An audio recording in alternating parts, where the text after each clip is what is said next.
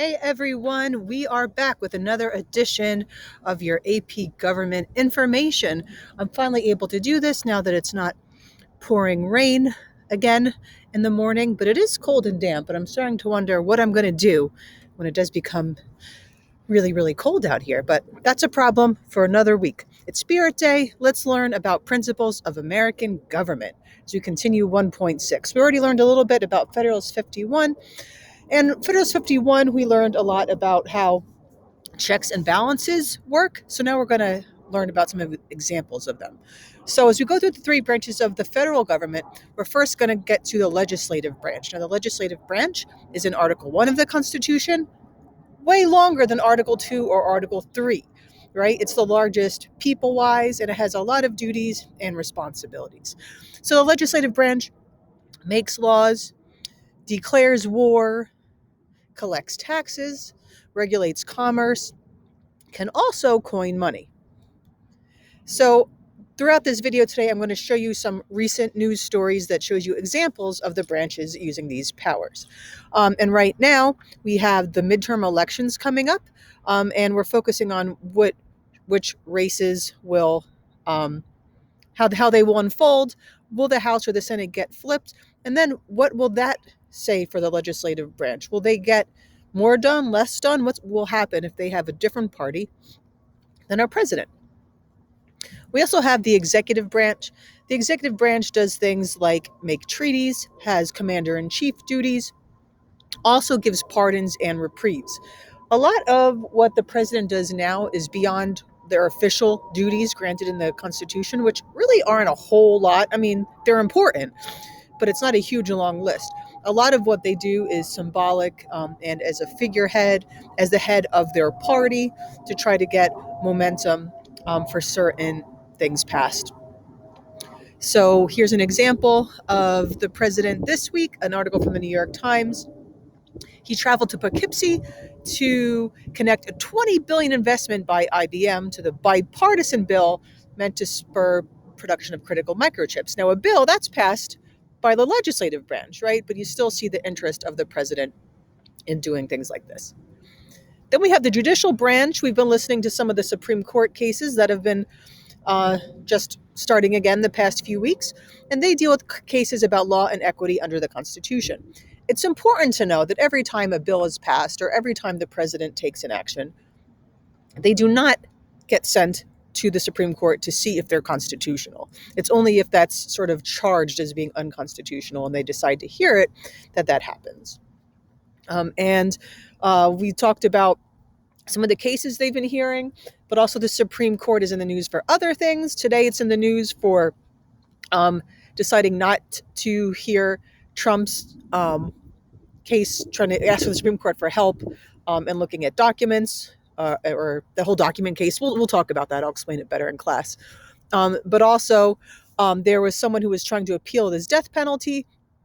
The actual case is an awful story. But the man who murdered people was involved in an interracial marriage, and 3 of the jurors, when asked to be part of the jury, said they opposed interracial marriage. And the prosecutor sort of used that along the lines like, if you free this man, he could marry your daughter, kind of thing. So 3 judges, I think I know who the 3 are, but I want to double check before I put it on video. I'll mention it in class. Did say that he deserved a new trial with different jurors, but they neglected to hear this case. So they do see things like that, beyond their regular docket from time to time. All right, now let's get into the checks and balances, which is really why we're here for today. So how do they each check the power of the other branches? So Congress can override a presidential veto with 2/3 of a vote from both the House and the Senate. The House has the sole power of impeachment. You may have seen that, was that a year ago now, 2 years ago, right? So the House can impeach a president, or even it doesn't just be president, other political offices can be impeached as well. But the Senate has the duty to try an impeachment and can actually remove someone from office. The Senate approves or denies presidential nominees for federal offices, different cabinet positions, judges, and Supreme Court justices. They can also approve or disapprove treaties that the president signed. So this article is from last February, March, about when a new justice, who we now know as Judge Ketanji Brown Jackson, um, saying how most of the Republicans would not back the nominee. Decades ago, that was not a common practice. Usually both parties, unless there was something really, really disparaging, both parties would usually support a nominee. Not always, but much more often than now. The executive checks and balances. A president can veto legislation. Now, it's interesting to note that as of now, Biden has not vetoed any legislation. But remember, even though it's a small majority, the Democrats control the House and the Senate. So it makes sense that Biden hasn't vetoed legislation. Now, if it does flip after the elections in a few weeks, you might see that happen. Obama, he did have vetoes. I believe it was 12. And this one is from February of 2015. Also, as commander in chief, they can check some of the things that Congress can do about declaring war. This has caused some gray area and lots of debate in U.S. history. For example, the Vietnam War was not actually a war because it was not declared war by Congress. But the commander in chief, for example, LBJ, using the Gulf of Tonkin resolution, took a lot of it within their own powers. And Congress has tried to maybe check that a little bit more over time. We'll probably talk about that as well. All right, some of the judicial checks and balances. They can declare that laws of Congress are unconstitutional. Remember, they don't see every law and decide on this just when it's presented to them. They can also determine that activities of POTUS or the president, right, are unconstitutional. Same thing. They don't go analyzing every act of the president, but it can be brought to their attention. This article is from basically a year ago, when before the Dobbs case that was rendered last June, some states and some even others were saying some of these state laws were unconstitutional for violating Roe v. Wade.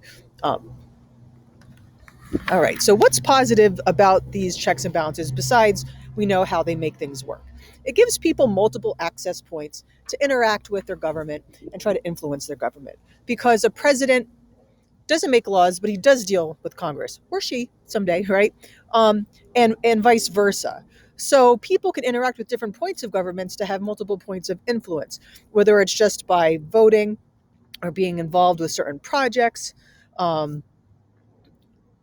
getting involved with different organizations, all sorts of things, donating money, joining interest groups, all that sort of stuff. Courts, people can submit amicus briefs to the courts. There's a really interesting case about an amicus brief dealing with humor, satire. If you remind me, I'll bring that up. That made the headlines a few weeks ago. All right, but there's some negative things as well. Sometimes branches are not going to compromise. Sometimes there's gridlock, especially if the House and the Senate are of different parties, or if the legislative and the executive are of different parties, and sometimes they just won't work with one another. So an example of this is when Obama nominated Merrick Garland, who is now our Attorney General, to the Supreme Court, and the Republicans controlled the Senate. And even though there was about a year left in Obama's presidency, they did not hear him, and they waited until Trump was president, and then they put a more conservative Supreme Court justice to the bench. So while you might like that or might not like that, it is an example of it not really working the way it was supposed to work. All right, I believe this is it. Yes, and pretty soon we'll be at 1.7. All right, if you have any questions, let me know. I gotta go walk back into the building. The side door's locked until 9 o'clock, FYI, so I gotta do a little walk. Oh, and go Yankees.